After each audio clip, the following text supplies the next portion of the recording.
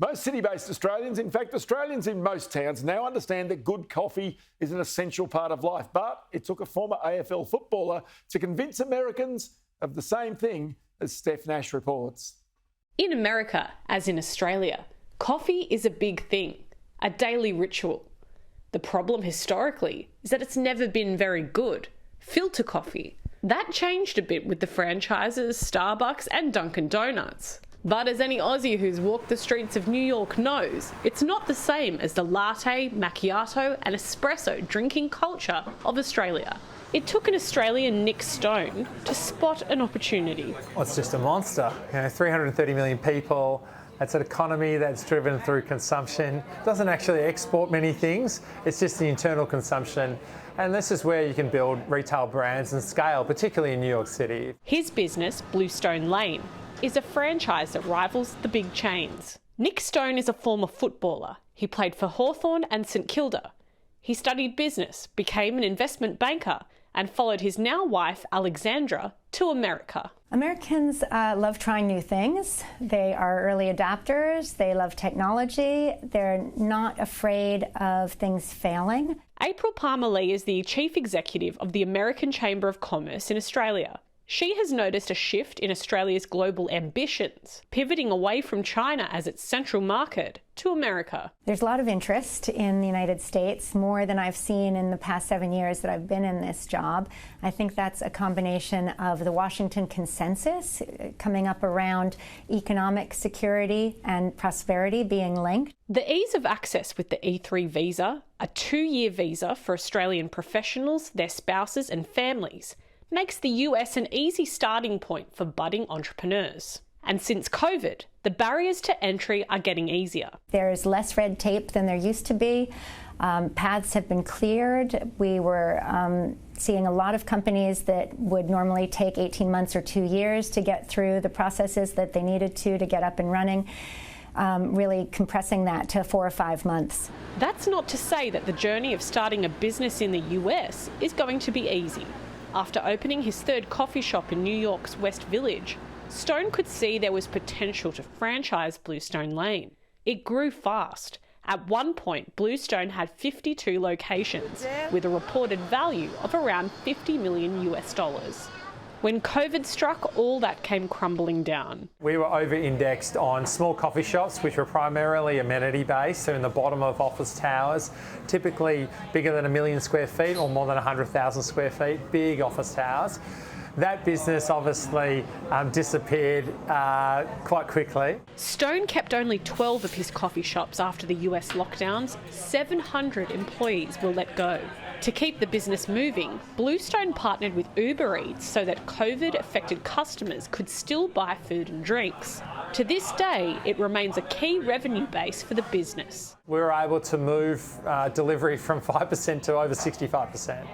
It's now steady state at around 20 to 25%, but what a robust line of business that we have. It's additive. We really appreciate it. Now it's just banked in. It's very stable, where we just didn't have that diversification when we started. Companies that embrace cutting-edge technology are of keen interest to American investors. There is a lot of appetite for venture capital in Australia.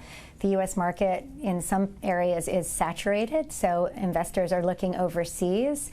And as I was saying, the defense areas especially, we have cyber, quantum, underwater sensing, hypersonics, lots of areas related to the enabling technologies in Pillar 2 of AUKUS, where Australia has leading technology that is attractive to American investment, both from the private and the public sector. Through the help of a big injection of support from private equity, Bluestone Lane has now bounced back to a footprint of 65 stores across 9 regions in America. His major investors include Stephen Ross, billionaire real estate developer and owner of the Miami Dolphins, and Oaktree Capital's Howard Marks. It's the Wild West private capital. It can accelerate your growth at a significant, transformative pace. And for us to go from 12 stores in probably 2016 to suddenly 50 a few years later, it's through external capital. You can't generate enough internal capital to open at that velocity. So it just enables you to grow very quickly and to capitalise on opportunity that might be there. Wall Street is at the centre of Western capitalism, home of the charging bull and the fearless girl. These symbols represent the high-risk, high-reward approach to doing business in America. The US certainly are huge believers in small businesses and taking risks. Probably they have that risk appetite that's a little bit higher than Australia. Maybe it's because there's scale and there's more opportunity. But my counsel would be to really do a lot of work before you launch, like really become a student of the industry that you're going in, the competitors, and just really challenge your value proposition. Being afraid to take risks is a problem in the United States. You might remember the recent SpaceX launch.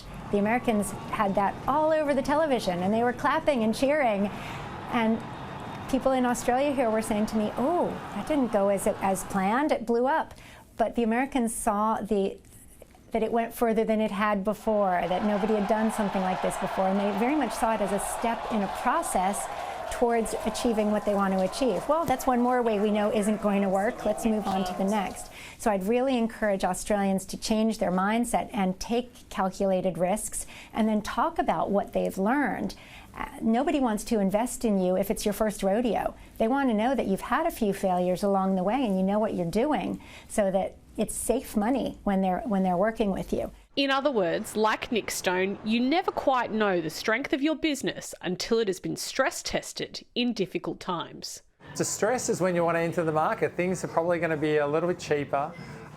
There could be more unemployment around the corner, so there'll be a larger pool of talent you could draft into your business. You've got to give it everything you got. I think it's very hard to launch in an international market and do it one foot in, one foot in and 1 foot out of bed. I think you've got to really commit in a large way and believe, and you've got to do whatever it takes.